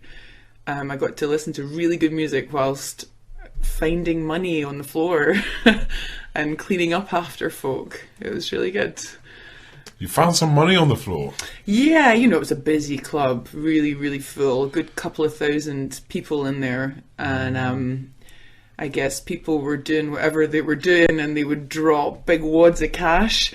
And because I was the person to clean up all the glass bottles, then I would find the wads of cash on the floor. So it was good. I'd get my wages, I'd get tips, and then I would get my own personal tips from finding money on the floor. So you must have found a whole range of different things. What else did you find? Yeah, little wraps of things and packets of things. I had to work hard for the money. It wasn't easy because the place was full, absolutely rammed of people. Everybody's incredibly drunk or whatever, and they're all just wanting to dance and have a good time, and I have to make sure there's no broken glass. For safety reasons, obviously. So I'm pushing my way through the crowd and keeping my eyes on the floor constantly with a torch. And alongside the broken glass that I would sweep up would be, wads of cash, sometimes little purses, little bags, things like that. When I found, identification for things, when it was a purse, I would, do the right thing with it, hand it in. But if it was just a wad up, a rolled up set of notes, I would just put them in my pocket for me, basically. Yeah, it's difficult to know what to do with cash because, you hand it in to someone who, well, it's cash, isn't it? So, I know. Yeah. When I found, I remember finding some driving license and student ID, and it was actually the same university that I went to at the time, and I just took it to uni when I was going in during the week, and I handed it in to make sure that it got back to the owner, because that's the worst thing about when you lose your purse or your wallet. The cash you can kind of just say goodbye to. It's a given, really, that it's going to be gone, but it's your ID and your cards and everything. It's such a hassle trying to get them back again. So I wanted to make sure that whatever drunken idiot dropped them in that club, that it got back to their hands safely. Oh, that's nice. So you're a thief with heart, then? I'm not a thief. An opportunist. I'm kidding. It's on the floor. I'm pulling your leg. No, I would have done the same. So, Paul, what's the most memorable job experience that you have? Well, I think the most memorable is the volunteering time that I spent in Australia. And I was up in the northeastern corner where there's a relatively small rainforest. And I was helping with a research station that's located in the rainforest. So we do a range of different things, going from trying to control coconut trees. Control? Yeah, because believe it or not, you imagine these kind of tropical paradises to have coconut trees. but they're actually very invasive, and they're not native to that area. Oh. And basically, if you let a population of coconut trees to go out of control, nothing else can grow. Oh. They drop their fronds, and they drop the coconuts, and nothing else can grow. So you basically lose a lot of the native species there. So trying to keep them under control. There was also caring for bats that had been orphaned. Sometimes they're born, with physical disabilities that mean they can't survive in the wild. So, right. Like a sanctuary, then? It's like a sanctuary, yeah. So they take care of. What size of bats? Like Indiana Jones style? Fruit bats. What size are they? They're pretty.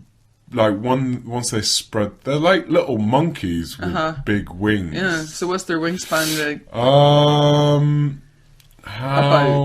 Let's say maybe, I guess up to probably 4 feet. Does that sound too much? Is that about a meter? Yeah, they're each side? Like some of the big the big dudes. Yeah. They got a huge wingspan. The only bats I've seen in real life are really tiny. They're just like little mice. The micro bats. They're like little birds, You see them flying around, you think, oh, that's birds. No, they're bats. So these guys sound pretty big. But they're completely like herbivorous. They only eat fruit. Right. So, like, they're really, Do they eat the coconuts?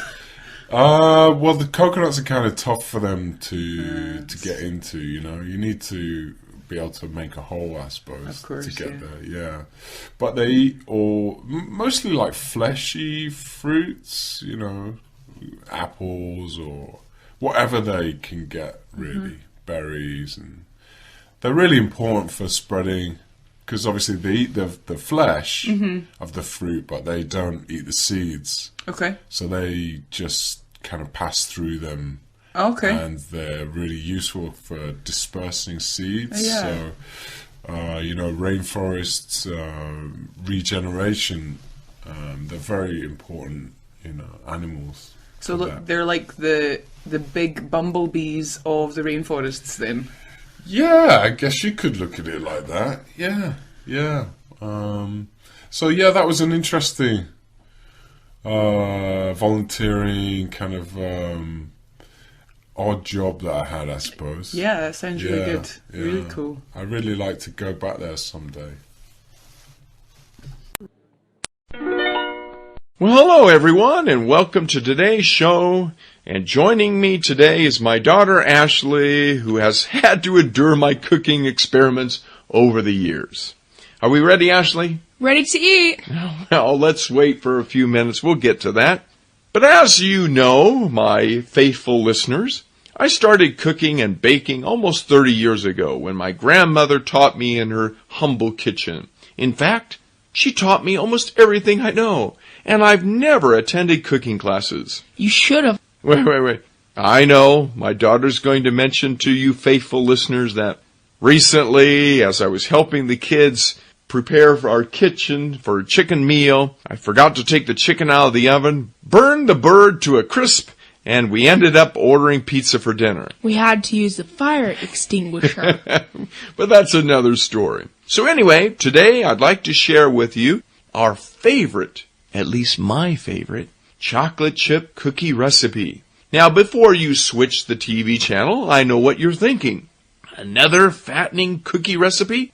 But wait, what makes this recipe great is that it offers a wonderful low-fat, low-calorie, low-cholesterol dessert for the entire family. We still like the fat, though. Well, I know we do, but let's say we have all the ingredients, and so we can start by mixing all of the ingredients, the sugars, the flour, the egg whites, the low-fat butter, vanilla, baking soda, and a pinch of salt in a large mixing bowl. Then we add the mini chocolate chips, Now, my kids would like me to add the big ones, but we start with the mini chocolate chips. And don't forget to preheat the oven to 350 degrees. And finally, when the cookies are done, take them out of the oven, remove them from the cookie sheet, and let them cool before their fingers get into them. Did I forget anything? Yeah, if you have college-age kids, be sure to make a few extra batches they can take back to school for their roommates. And don't forget, the kids still at home. Oh, well, yeah, we can't do that. We can't forget them. And, unfortunately, by the time your kids get the cookies, you, the cook, will be left with a single cookie, your instant diet plan for you, and a dirty kitchen. So, that's all for today. On next week's show, we will be showing you how to feed hungry teenagers on a budget without having to sell the family car. Until then. Hey, Ashley, how many people are coming to the barbecue tomorrow?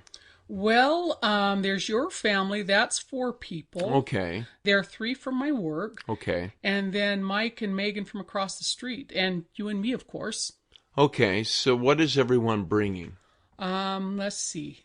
Here's my list. Your brothers are bringing hamburgers, cheese, and buns. Oh, I'm glad they're in charge of that. Yeah, me too. You know, my brother Jim, he eats like a horse. Uh-huh. And at the last barbecue, he put away at least, 5 hot dogs and 5 cheeseburgers? No, I think it was 6. 6 cheeseburgers, and it might have been more hot dogs. I don't know. He was still hungry. I know. I don't know how he did it. He does that all the time. He's not even fat, you'd think. Anyway. So my friends from work said that they could bring chips and salsa. Okay. And they're going to bring a salad. All right. And one of them is vegetarian, so she's going to bring her own veggie burger, so you don't have to worry about her. Okay, that'll work out. And Mike and Megan, you're going to love this. They're going to bring some of the corn from their garden. Oh, their corn is always so good. Yeah, I know. It's wonderful. So, and what about drink? Well, we're going to have soda and juice and ice water as well. Okay, and what about dessert?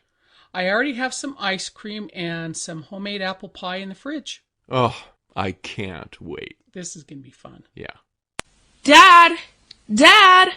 What's for breakfast? Oh. Dad? What? What's for breakfast?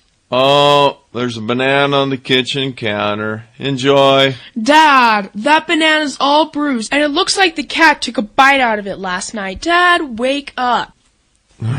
Okay. There's some cereal in the cupboard. Help yourself. But there's no milk. Well, just mix up some powdered milk. No way. That stuff is nasty and warm. Come on, Dad. Well, I guess I could make some pancakes. No. Last time you made pancakes, they were as hard as a rock. Even the dog wouldn't touch them. That bad? Yeah. All right. Wait. Why in the world are we having this conversation anyway? You're 19 years old. Make your own breakfast. I'm going back to bed. Because you love me. Plus, you said that you'd make something for me if I cleaned the dishes last night. Okay, how about some eggs and bacon? I can't go wrong there. Okay, but don't put any of that funny stuff in it. You know, those weird mushrooms, like you did last time. Okay. So you want me to keep things simple, right? Exactly, but please hurry. My friend is picking me up in a few minutes. On a Saturday morning? Yeah, he's taking me fishing. Fishing? Since when did you start liking fishing? Since Dirk gave me this ring. What do you think? What? Wait, I'm not gonna ask. Let me get breakfast on the table, then we'll have a long chat. Oh, he's here! I'll take $20 out of your wallet. I can buy breakfast on the way. Bye. Oh, no.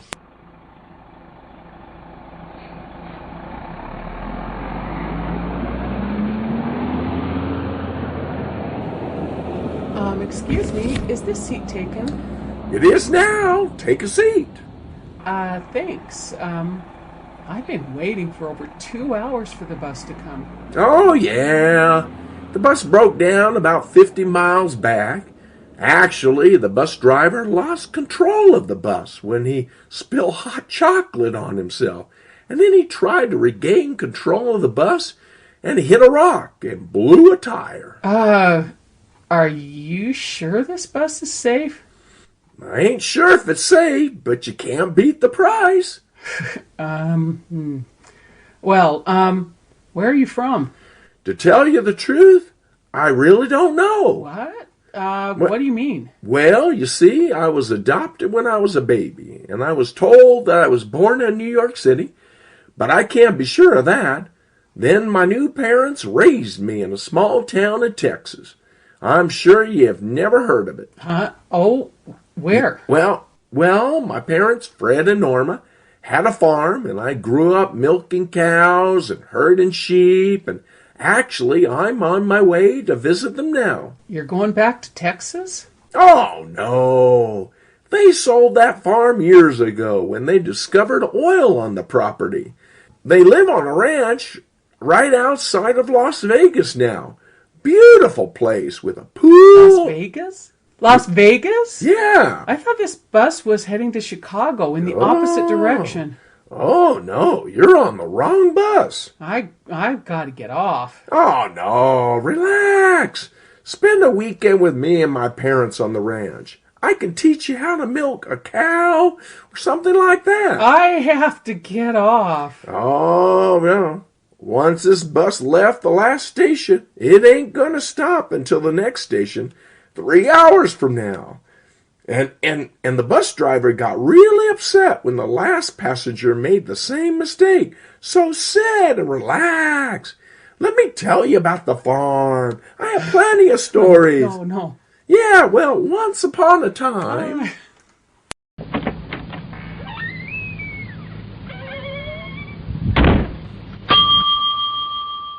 Hi, how can we help you today? Yeah, I'd like to get my hair trimmed a little. Nothing fancy, just a basic trim. Well, can we interest you in today's special?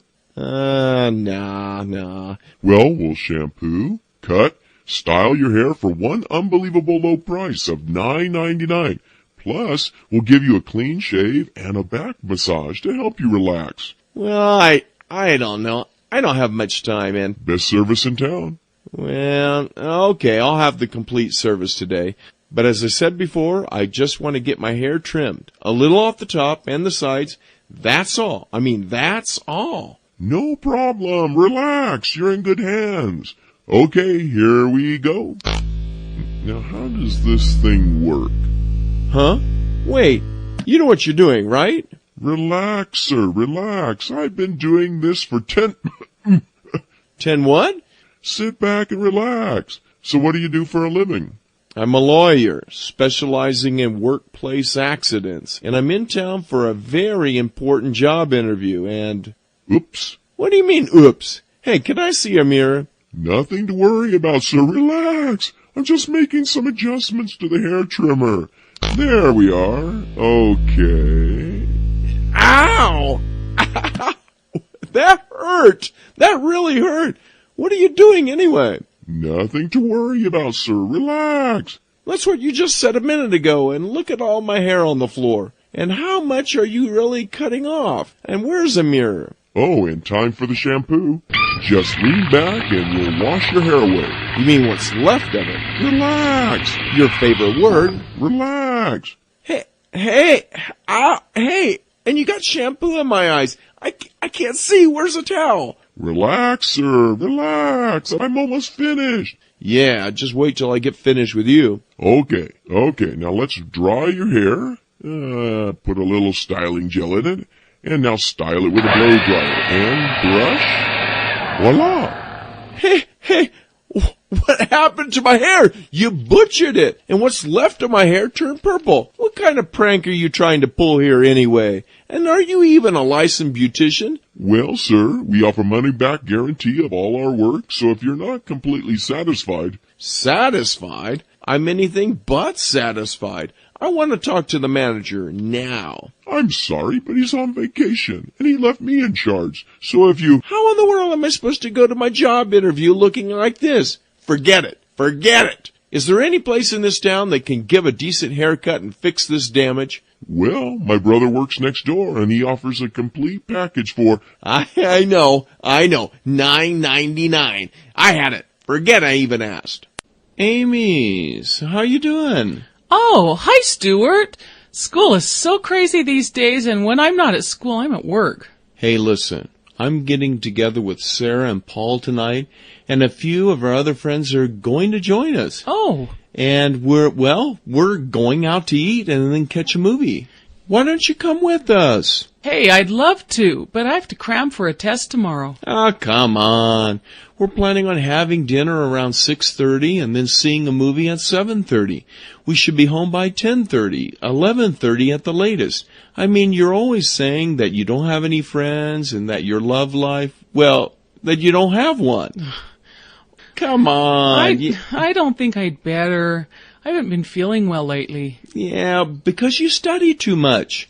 Well, we'll have a blast. Come on, relax. Well... And it's Sarah's birthday, too. And we're throwing her a small birthday party after the movie. Come on. Best friends always stick together. Oh, okay. Great. I'll pick you up at 6. Okay. See you then, but I have to be back by 10:30. 10:30, midnight. It's all the same. See you at 6. Tell me about growing up in New York. New York? Warren, why do you want to know about that? Well, growing up in New York was lots of fun. I loved growing up in New York. I couldn't imagine growing up anywhere else. Really? Yeah, really. The fun things I did, well, lots of movies to go see, but I guess you can see movies anywhere in the U.S., anywhere in the world for that matter.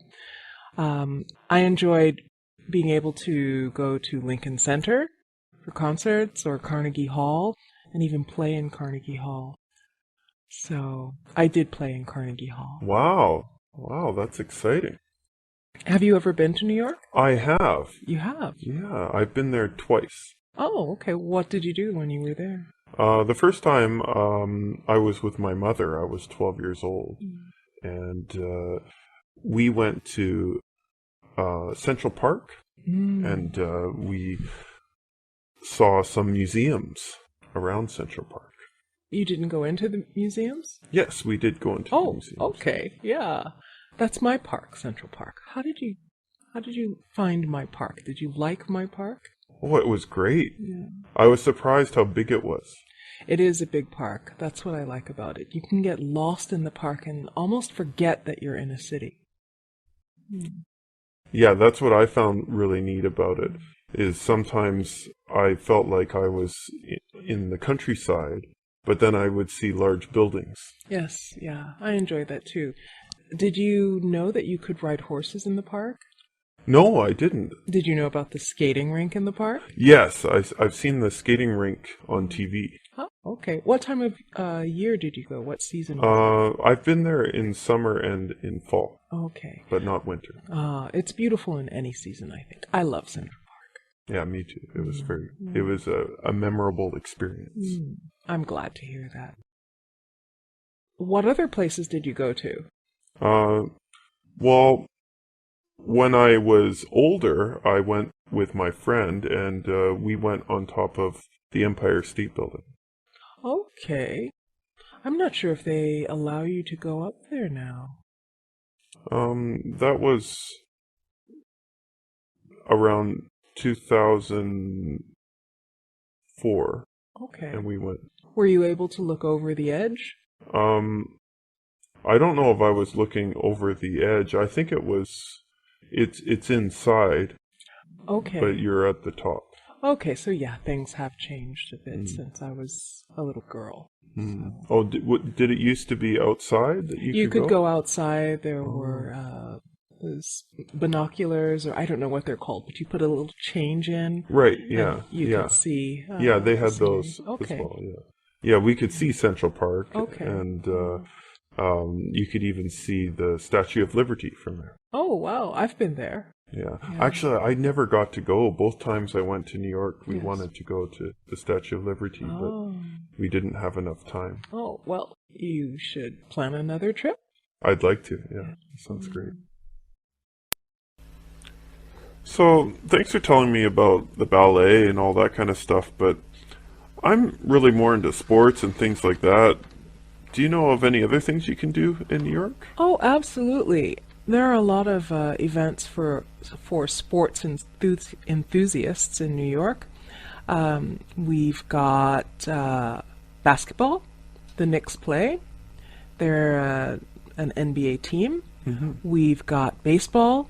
The Yankees and the Mets play. And there's a feud. Yankees fans hate Mets fans, and Mets fans hate Yankees fans. Right, they have 2 baseball teams. That's right. Wow. Exciting. We even have a Subway Series. Well, it used to be a Subway Series because the teams would play at different stadiums. So they'd go to different stadiums for about a week or so, and the fans would just switch back and forth from one stadium to the other. But I think they recently built one stadium for both teams. Oh. Do you think one team is more popular than the other? I think probably the Yankees, unfortunately. Oh, the Yankees? Yeah, my family was a Mets fan, and don't tell anyone else in my family that I said that.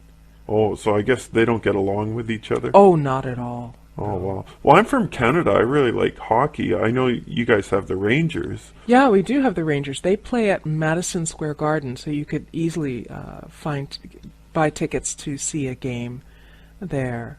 That's the same place where the Knicks play, so. Oh, they both play at the same place? Yes, they do. Oh, maybe I could go to a basketball and a hockey game. You probably could if you stayed long enough. I think they have different seasons, right? Oh, do they? Yeah. Madison Square Garden's pretty big, though, so maybe there's more than one arena. I'm not sure. I've only been there 2 or 3 times in my life. Oh, okay. Well, we also have the U.S. Open, if you like tennis. Right. Yeah, that's held in Queens, not in on Manhattan. Oh, okay. And what about the there's U.S. Tennis Open, but there's also the U.S. Golf Open. Is that in New York as well? In New York? I don't think is it? I'm not sure. I don't think the U.S. Open for golf is in New York. No, I don't think that's New York. Yeah. No. Oh, okay. Have you seen the tennis before? Yes, I have. I saw Serena Williams play. She's great. She is, yeah. Powerful woman. Yeah, I'd like to see her play. Yeah. Well, Warren, we've been talking about the fact that we both live in Japan and that we're both from Western countries. Mm-hmm. Tell me, how do you feel about Western eating utensils compared to Japanese eating utensils? Well, even in Japan, they use Western utensils sometimes. But overall, I do like chopsticks. I think it's very handy. It's just easier to pick up certain things. When I first came to Japan and saw people eating salad with chopsticks, I thought it was very strange. But if I try to eat it with a fork now, it's actually very difficult to pick up things like lettuce. And I prefer using chopsticks for things like that. When you first started using chopsticks, did you get hand cramps? Not so much, because I can't recall when I started using them, but I became comfortable with them before coming to Japan. That's good to know. Mm-hmm. Well, what about the sleeping? How do you sleep? Do you prefer a bed, or do you prefer the Japanese style futon? Well, it's funny you say that. At first, I hated the idea of this thin little mattress. But I do find it's actually quite nice for my back. I actually prefer it to Western beds because it's better for my back. But I don't like sleeping on the floor. I like being higher up. So, a high futon. If I could get like a, tatami mat that's raised with a futon mattress on top, that would be best for me. I think I've seen things like that in the stores. Platform bed with tatami. Oh, that sounds nice. I should look for that. Yeah, I should find one for you and point you in that direction. Well, what about bathing?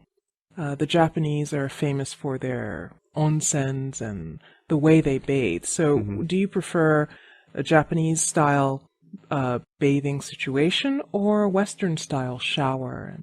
Well, I actually much prefer the Japanese style now. When I go back home, I find it quite difficult. I like to be able to clean myself before going into the bathtub. That's a good thing. I do enjoy that as well. What about the custom of taking your shoes off before going into a house? Well, that doesn't bother me too much. When growing up in Canada, I always took my shoes off coming inside anyways. I don't think it's as much of a ritual in Canada, but many people do it just to keep a clean house. But sometimes if I run out and I forget something like my car keys and I want to just run back inside, I'll tend to want to keep my shoes on rather than taking them on and off every single time. Okay, tell me. Confess now. Do you sometimes keep your shoes on and go into the house? Yeah, sometimes I have, but I've caught my wife doing it a couple times too, and she's Japanese, so I guess I'm not that bad. I don't think so. I do it too.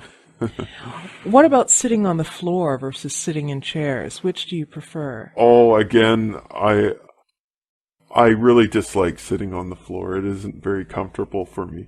I'm a little bit tall, I have long legs, and I don't seem to have a place to put my legs when I'm on the floor. Usually my legs will fall asleep quickly and my back will start to bother me, so I prefer to sit up in a chair. Oh, that's too bad. Well, I guess my last question refers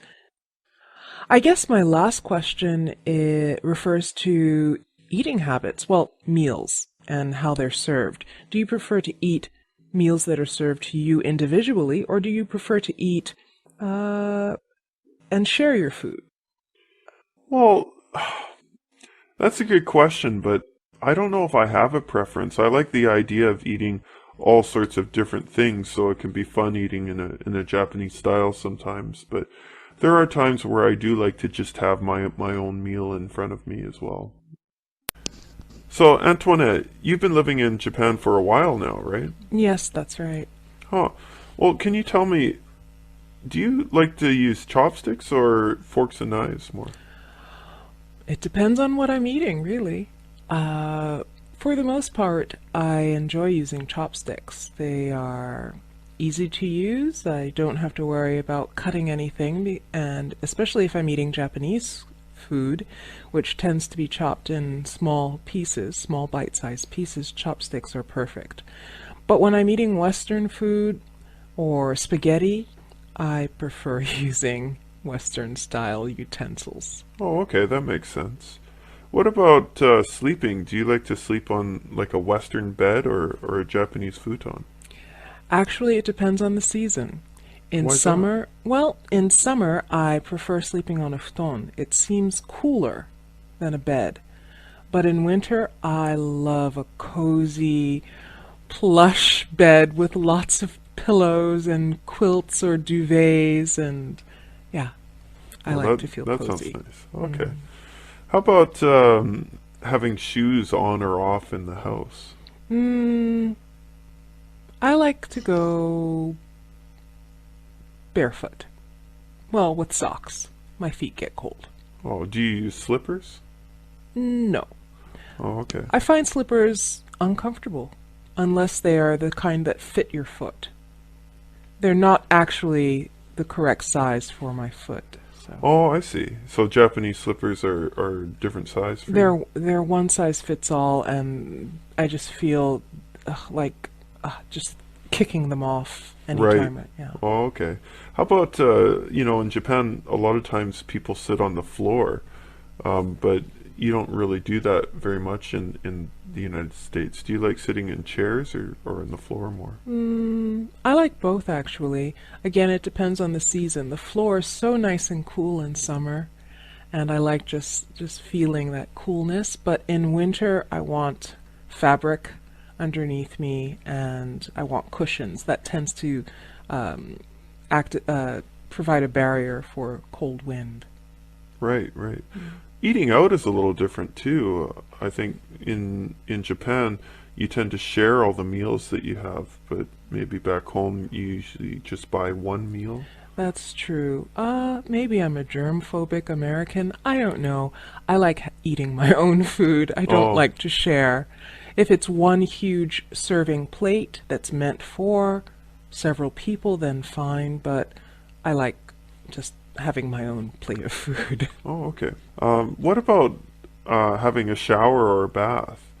I think in Japan they usually have like a detachable shower head, and you can shower yourself before going into a bath. What do you prefer? Well, I like showers. Either way, as long as the water is hot. Whether it's detachable or not, as long as the water is hot, I like showers. And I like having water run down my body. That's a pleasant feeling. So, but I also like sitting in a hot tub of water, but not for too long. What about the bathtubs? Because I think they're different sizes, aren't they? They are. I like the fact that Japanese baths allow you to sit in water up to your neck. But I also like the fact that Western-style baths allow you to recline in the water. Right. You can stretch out more? You can stretch out, yeah. Oh, okay. I see. That's a hard call. Guess what, Mom? I got it. Great! That's super! What's going on? So what did you get me? Nothing. I got my driver's license. Okay, bye! Wait. Where are you going? Mom said I could take the car to school this morning and... Hold on here. I've prepared a few rules regarding the use of motor vehicles in this house. Like what? Let me get my notes here. Dad, that looks like a book.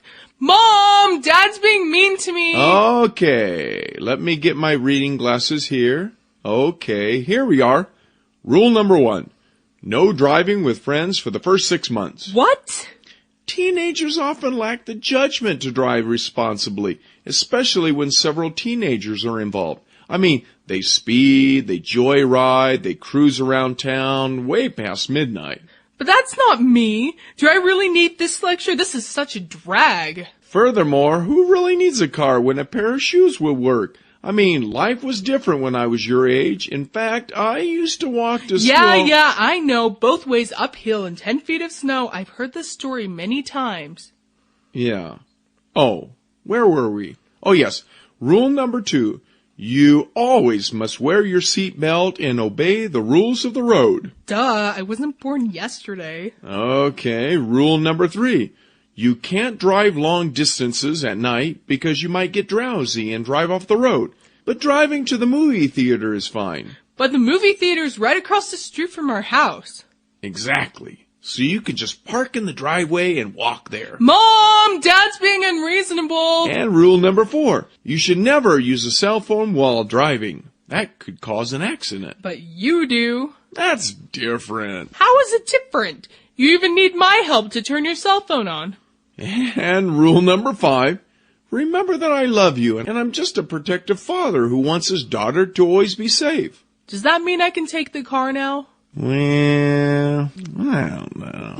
Please, Dad, please. You're the best dad in the whole wide world. That's not what you said earlier. Hey, having the car keys in my hands changes my whole perspective on life. Well, okay, I guess. If I'm considered the best dad in the world for 5 minutes, then I'll accept that. Yeah.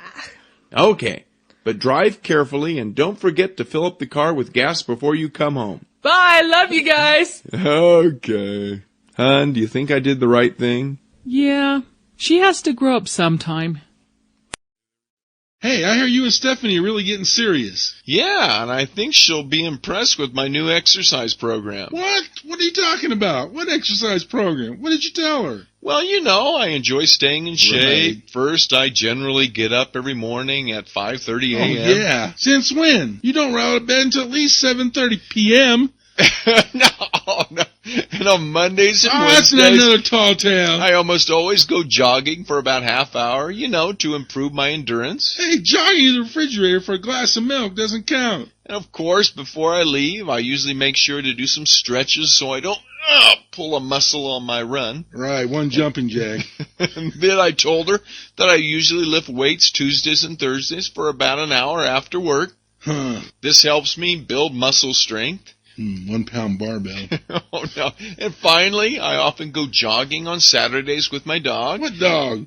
And I like hiking because it helps me burn off stress and reduce anxiety that builds up during the week. Oh, yeah, those lies. And as for Fridays, I sometimes just relax at home by watching a movie or inviting you over to visit. If I buy the pizza...